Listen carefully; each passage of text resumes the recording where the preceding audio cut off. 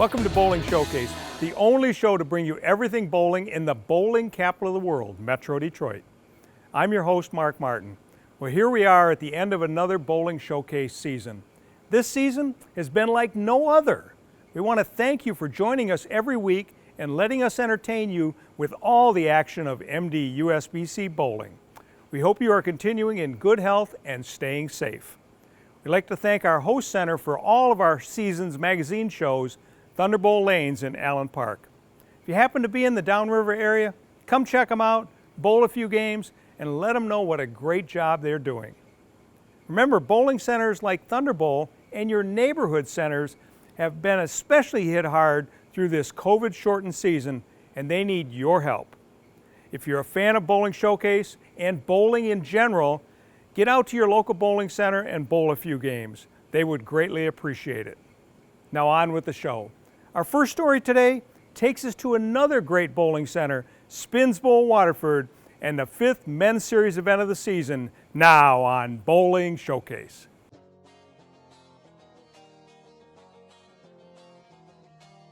A record 65 bowlers participated in the 5th and final men's series event of the season, held at Spins Bowl Waterford. As in all of the men and women's series events, winners earn money as well as cup points based on their standings. And this event, being the last of the series, offered up triple points towards the cup final.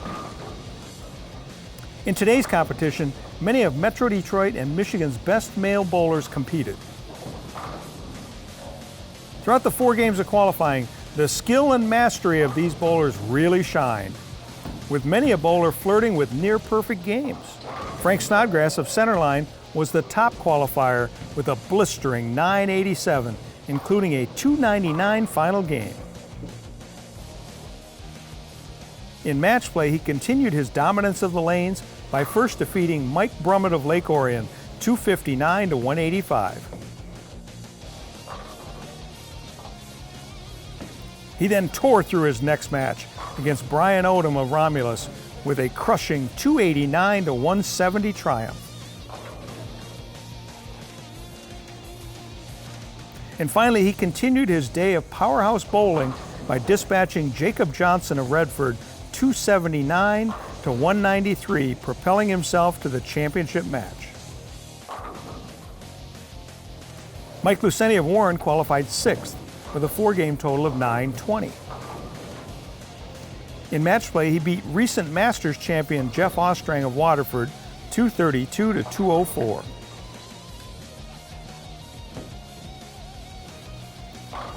Jordan Bourne of White Lake 270 to 221.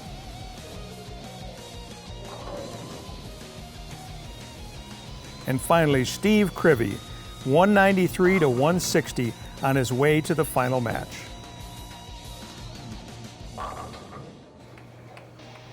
As the stage was set for the final championship match, both bowlers took to the lanes. Judging by the day's previous matches, it looked, on paper anyway, that Lucenti was in for a tough ending to his day. Snodgrass, whose previous wins were by a margin of 74 pins or more, took to the lanes with the same determination and fire that he displayed all day long. However, Lucenti, with quiet confidence, was not ready to hand over the match and was determined to make Snodgrass work for the victory both men wanted to claim. The battle that ensued, of such high caliber, was a perfect ending for this competitive season. Both men shared pin count for pin count and stayed tied throughout the majority of the match. In the final frames, Luceni was the first bowler to blink and left the door open for Snodgrass to win the match. With only 9 pins needed, Snodgrass let go of his final ball and, to the disbelief of all, threw the ball wide, leaving a 1-2-10 washout. He then needed to convert the spare, only getting 2 pins and handing a 1-pin victory and the title to Luceni 244 to 243. You qualified 6th today and averaging 230. What did you find on the pattern today that was a little higher scoring for you? Well, I think for me on the right side, it looked like the left side played pretty well too. I had a good matchup with the bowling ball. I had a Kinetic Platinum, and it's a pearl, very clean and strong on the back, so it gave me the travel that I needed and the reaction at the back. So I had a great look. Frankie threw it also in the title match. And then you get into match play, and you bowled against a pretty tough guy that first match, and you kind of put him to shame. Hall of Famer Ostring. Jeff is an awesome bowler, great guy too. And I seem to draw him or his dad in every event that I bowl. Both of them are great people. Then you shot 270 the second game. That was pretty good. But then you bowled against Steve Crivey in the semifinals, and you had a chance to put him away, and you left the door open for him, and then he closed the door. I don't mean close the door. I understand. Yeah, it was a tough pair. If you look at all the games that I bowled, that pair I got to 190, and I was lucky to get to that. That left lane gave me fits. It was hooky when you got it to outside or right, but it was very slick when you missed a little in. And I had trouble negotiating that lane. The right lane was sweet, but that left lane, oh Lord, it challenged me all the way. That's what's good about bowling. You learn how to deal with those things. Well, and then you get to the final match against Frank Snodgrass, who has just been bowling his lights out today. Oh my God. Through qualifying, he led qualifying. His first 3 games of match play, he had 827. And he steps up in the 10th after you finish the game out of 244. Basically just needed to stay clean, and maybe not even that. Yeah. Get a good count. Yeah. And then he left that washout. What was going through your mind when he left the washout first? I thought the match was over, and then when he left the washout, I said, oh my Lord, I have a chance. And he didn't convert it, so I guess it was my day. To be honest with you, in that match, it was a lot of fun. I knew it was going to be a high-scoring match. And for some reason or another, there was a calmness that came over me that allowed me to just hang with him. And I kept making shots. I left a couple 10s down the stretch where the ball didn't shape up well. But, I mean, I knew that we were going to have a good match, and I knew that I was going to give him a run. Well, it was pretty exciting, that's for sure.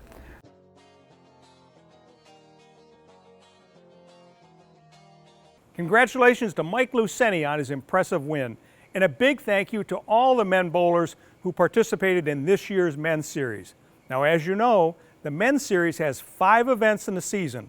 During each event, bowlers rack up cup points, and at the end of the season, a cup champion is crowned. Let's find out all about this season's Men's Series Cup champion now on Bowling Showcase.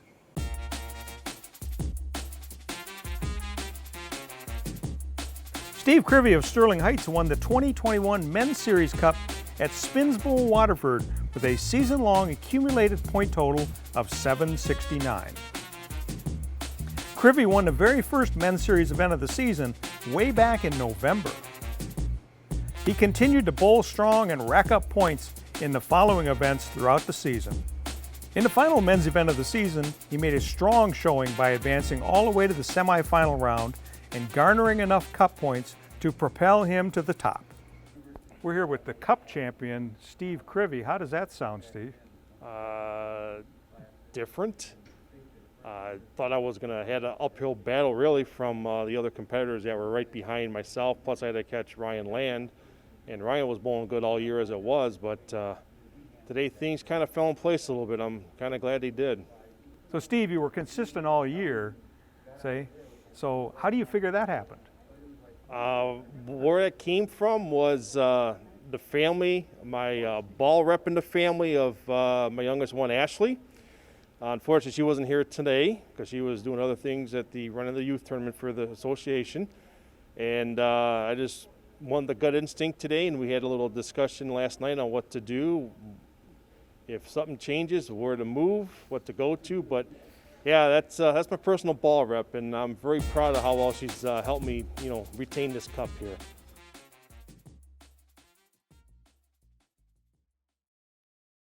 Well, there you have it. Congratulations to Steve Crivey on his season-long Men's Series Cup win. Great bowling, Steve. Now it's time for a commercial break. Don't go anywhere. We'll be right back after these messages on Bowling Showcase.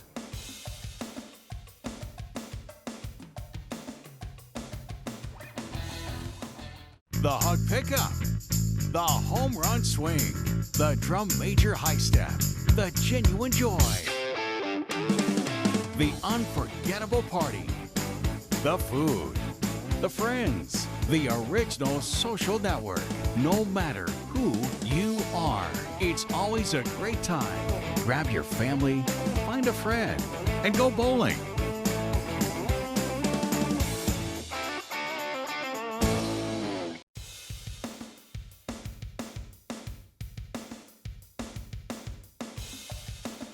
Welcome back.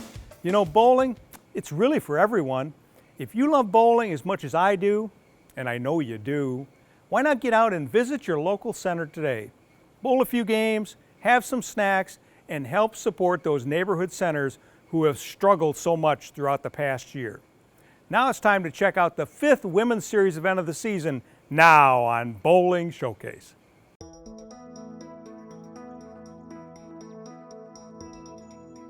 "29 of Metro Detroit's best women bowlers participated in the 5th Women's Series event of the season held at Spins Bowl, Waterford. Many top-name bowlers familiar to Bowling Showcase viewers and some newcomers hit the lanes on this day, all wanting to prove that they are the best. Leisha Lambert of Allen Park was the day's top qualifier with a 4-game total of 933, including a perfect 300 game.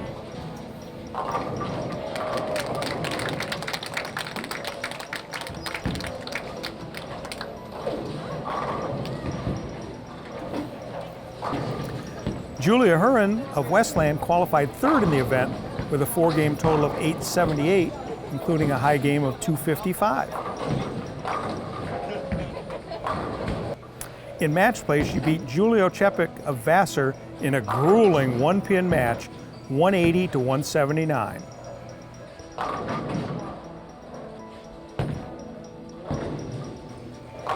Then Debbie Morrell of Shelby Township, 245 to 189 to advance to the finals. Casey Eaton of Wyoming qualified 5th with 863 and a high game of 253. In match play, she triumphed over Sandy Schultz of Macomb, 257 to 246.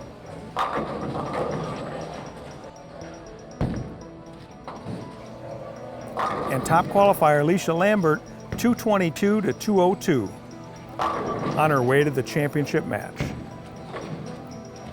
So now the final match was set. Mirroring last month's women's final, Julia Huron squaring off against Casey Eaton. Now in their last match, Huron beat Eaton 190 to 171. How would today's final turn out? It was anybody's guess. Throughout the match, both ladies bowled well and seemed to be evenly matched, hitting strikes and picking up spares when needed. In the 7th frame, Eaton wowed the crowd by picking up a 6-7 split. Both ladies gave the match their all, but when all the pins had fallen, it was Julia Huron who emerged the victor with a 224 to 197 win. All right, Julia, you bowled pretty good today overall. In qualifying, you started out really strong, and in the last couple games were a little bit not up to your par. Mm-hmm. So what happened there? Yeah, my spare shooting's not up to par these days. So definitely I have to buckle down and go practice some spares. Okay, but then you got into match play, and you had a narrowly won match in round 1 against Julio Chepik. Mm-hmm. What happened there? Those lanes got a little squirrely, I think, for not just me, but for both of us. It seemed like if you moved left, your ball didn't get there, but you'd move right, and it would overhook. So it was kind of just whoever could carry the most. Okay. So obviously then you had the rematch against Casey in the finals, and what was special about that? I think it's special because, you know, Casey and I, like, we bowled together in MJMA days, so it's just kind of like whoever wins, it's whatever. If I won, that's cool. If she wins, that's cool.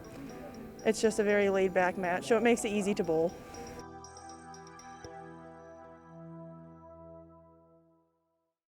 Congratulations to Julia Huron on her impressive win. And another big thank you to all the women bowlers who came out all season long and participated in this season's Women's Series events.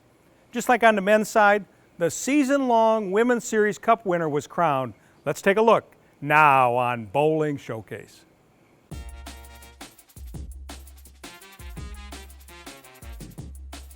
Casey Eaton of Wyoming won the 2021 Women's Series Cup at Spins Bowl Waterford with a season-long accumulated point total of 811. Eaton was the runner-up in the last two Women's Series events and made match play in a previous event to accumulate the points she needed to claim the cup. She was as surprised as anyone to know that she was the winner. So Casey, you joined the Women's Series and you came across the state and bowled this year all 5 events. And at the end of it, you ended up with the most points. How did that happen? I don't know.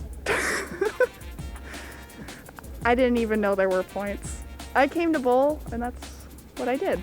Well, Yeah, I love it out here. On the west side, we don't get as many tournaments, especially on the women's side that are competitive. So to come out here and bowl this is just great. I love every time I come over here. Eaton, who claimed the prize in her first year of competing in the series, was thankful to her aunt for getting her involved in MD-USBC. So Casey, you've got a famous relative. Why don't you tell us who that is? Oh, yep, my Aunt Robin. Aunt Robin Orlikowski. Mm-hmm. So Robin won this cup last year. Did she help get you over to this side of the state to bowl? Yeah, she was the one that actually told me about these tournaments. Where were we bowling? I think Fairlane's out on the west side. Probably at one of the league nights, she's like, "Hey, Casey, you should bowl these." Okay. Okay, I'll try. Well, that's great. Now you can go back and tell her that you're shooting for her because she's won multiple cups. And so now you're shooting for that, and you took the cup away from her now because she was last year's champion. Oh, pretty cool. You bet it is. The cup and season-long prize money will be awarded at the final invitational event at Shelby Lanes on May 2nd.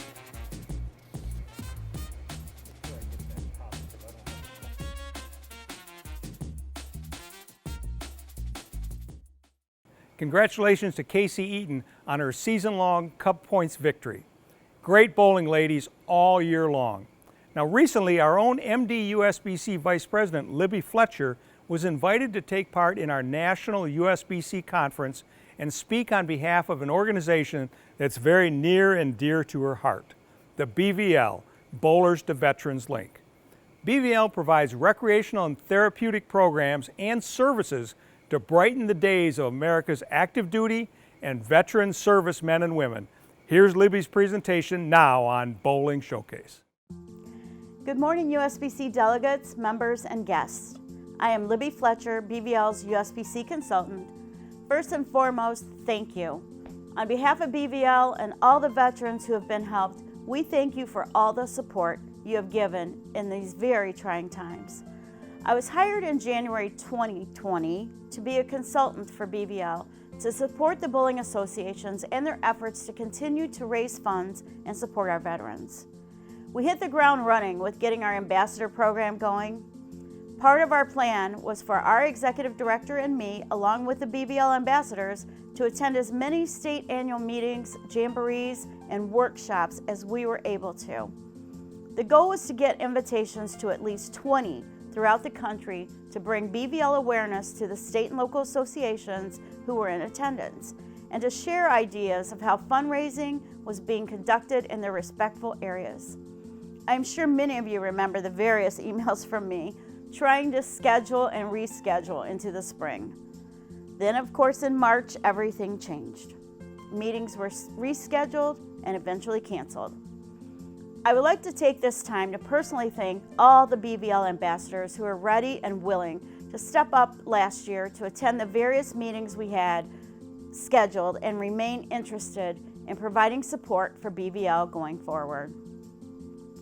Then, as we awaited normal, we at BVL set our sights on revamping our database containing all the association leaders, bowling center proprietors and managers, corporate donors, and friends of BVL who have been so generous with their donations.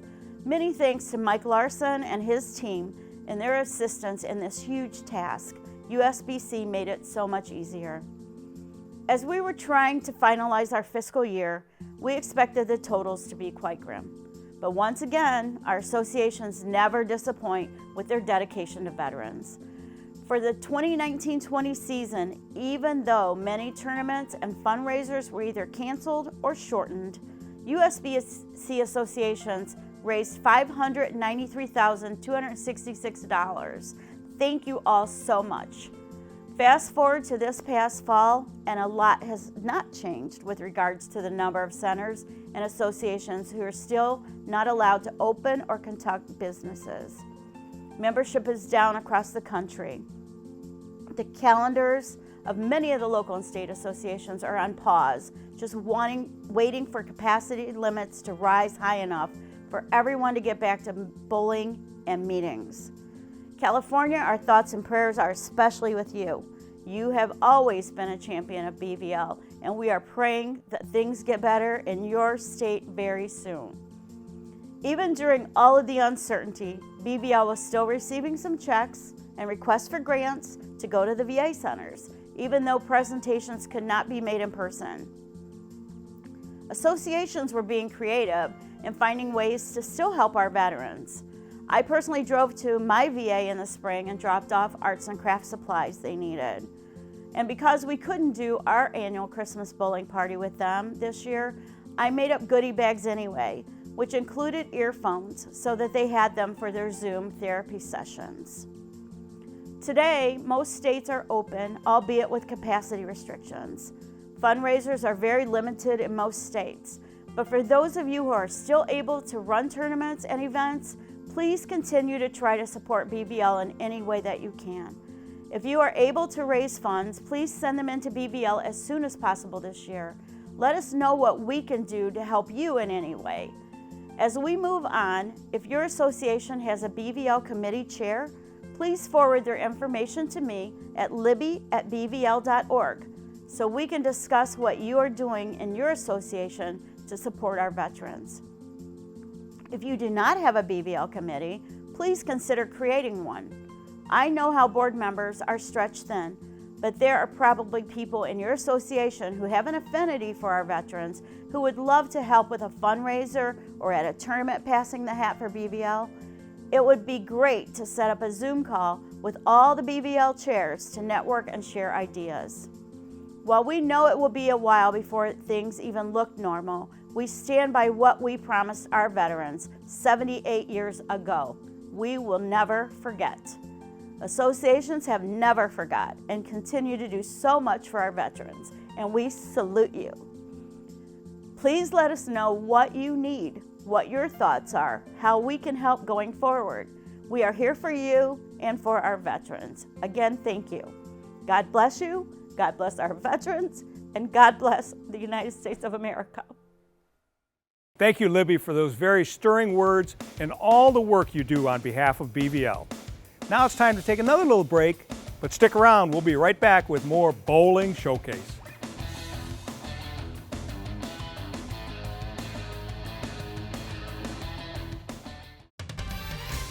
The Michigan State USBC provides tournament competition and recognition for men, women, and youth bowlers in Michigan. The championship events for the season include the Open Championship starting in January at Bolero Bowl and M66 Bowl in Battle Creek. The Women's Championship starting in February at Monitor Lanes and Alert Lanes in Bay City. The Youth Championship starting in March at Westland Bowl. Visit MichiganStateUSBC.com. Welcome back. We are quickly approaching the end of another MD USBC tournament season and the end of this episode. I'd like to take a few minutes of your time to offer up this special message to MD USBC members and fans of the show. I'm very fortunate to work for a great volunteer organization and have for over 25 years. I love what I do serving the members of the Metro Detroit USBC. Now, being host of Bowling Showcase is truly a labor of love.